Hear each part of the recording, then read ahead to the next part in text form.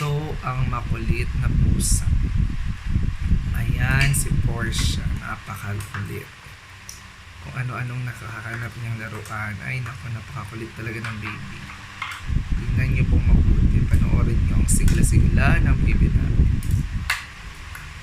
Cute-cute ng baby namin. Taray, nahuli niya yung ipit.